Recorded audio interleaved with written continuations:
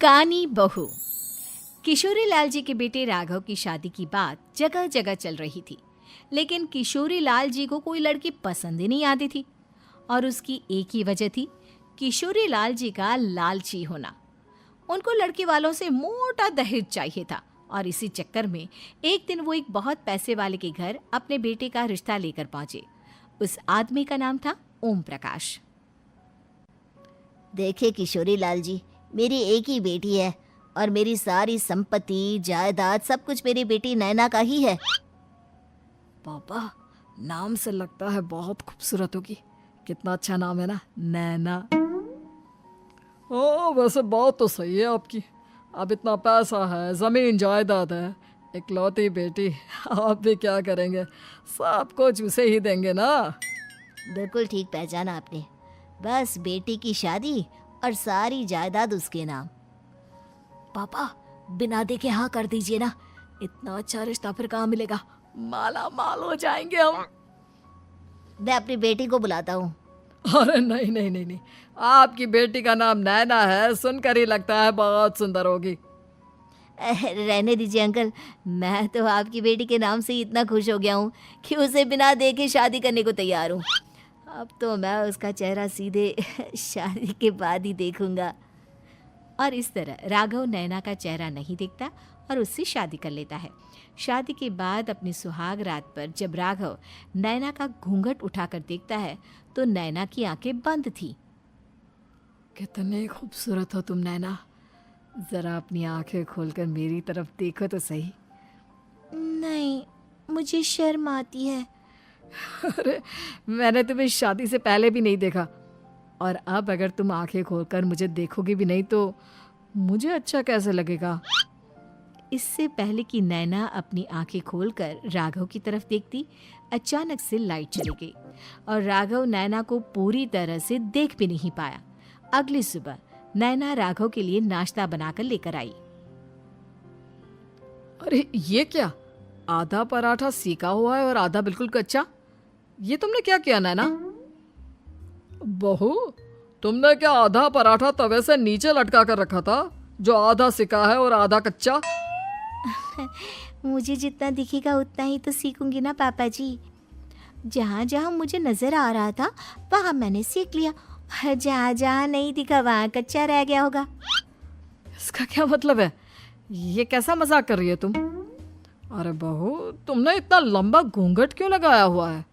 देखो, हमारे घर में बहुओं को बेटी की तरह रखा जाता है, और फिर तुम तो इतना सारा माल लेकर आई हो। देखो, ये घूंघट डालकर रखने की कोई ज़रूरत नहीं है। हाँ नैना, पापा जी ठीक कह रहे हैं, तुम तो आराम से रहो, अपना ही घर समझो। नैना अचानक से अपना घूंघट उठा लेती है। अरे ये क्या पापा, नैना की तो एक आंख फूटी हुई है। नाम से नैना, लेकिन ये तो कानी बहू निकली। मेरे साथ धोखा हुआ है, धोखा। बिना दिखाए अपनी कानी लड़की मेरे संग ब्याह दी। मुझे कानी बीवी नहीं चाहिए। मुझे अभी ओम प्रकाश जी से बात करनी पड़ेगी। आखिर उन्होंने मेरे साथ ऐसा किया क्यों? अरे, आप लोगों ने ही तो पापा से कहा था कि आप लोग शादी से पहले मुझे देखना नहीं चाहते। अब मेरे पापा पर क्यों इल्जाम लगा रहे हैं? अरे लेकिन उन्हें बताना तो चाहिए था ना कि तुम कानी हो, एक आंख से तुम्हें दिखाई नहीं देता। किशोरी लाल और राघव नाराज होकर ओम प्रकाश को अपने घर बुलाते हैं। पापा जी, ये आपने क्या किया? शादी से पहले बताया क्यों नहीं कि नैना की आंखों में परेशानी है? अरे, आप ही ने तो लड़की देखने से मना कर दिया था। और लेकिन आप बता तो सकते थे। आपको तो हमारी बेटी की प्रॉपर्टी चाहिए थी, वो भी पूरी की पूरी। अब क्या हुआ अगर उसे आधा दिखाई देता है? प्रॉपर्टी तो आपको पूरी मिल गई ना। अरे ये क्या बात हुई? मेरी शादी प्रॉपर्टी से नहीं, आपकी बेटी से हुई है। अब ये तो पहले सोचना चाहिए था, तब तो मेरी प्रॉपर्टी देखकर तुम्हारी जुबान लप लपा रही थी। लेकिन मैं कानी लड़की को अपनी बीवी बनाकर नहीं रख सकता। पापा, कुछ करिए ना आप। हाँ, करता हूँ। देखिए ओम प्रकाश जी, आप हमारे साथ ऐसा नहीं कर सकते। और तुम देखो, अगर तुमने मेरी बेटी से शादी तोड़ी ना, तो जो भी प्रॉपर्टी मैंने तुम्हें दी है वो तो पूरी की पूरी वापस ले ही लूँगा, और आधी प्रॉपर्टी तुम्हारी भी लूँगा। अरे मेरी आधी प्रॉपर्टी भला क्यों लेंगे आप? इसलिए क्योंकि मेरी बेटी को आधा नजर आता है और उसकी नज़र अभी तक तुम्हारी आधी जायदाद पर ही पड़ी है।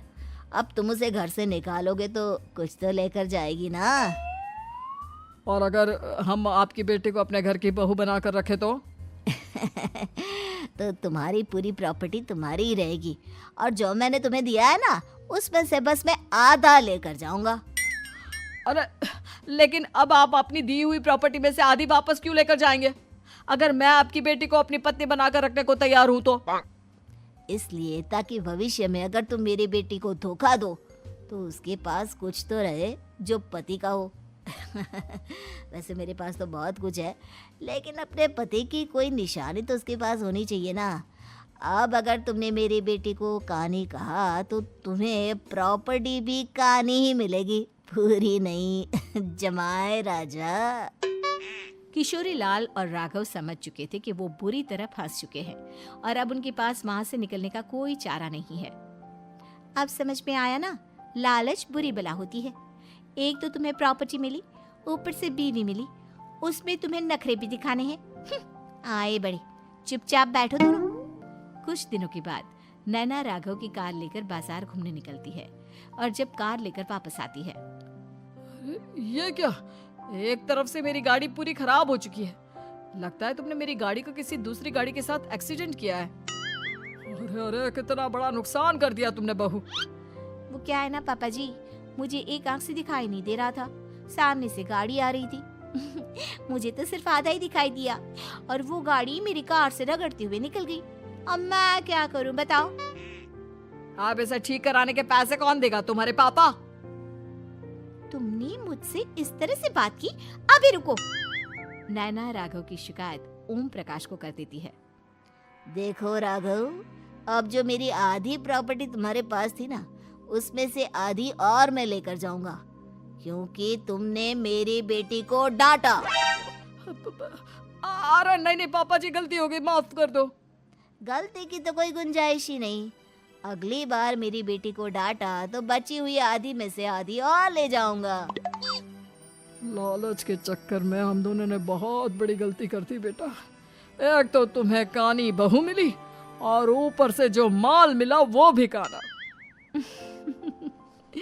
इस तरह राघव की हर एक गलती पर ओम प्रकाश उसकी प्रॉपर्टी का आधा आधा हिस्सा लेकर अपना सारा माल वापस ले गया और राघव को कानी बीवी से काम चलाना पड़ा। भाई लाल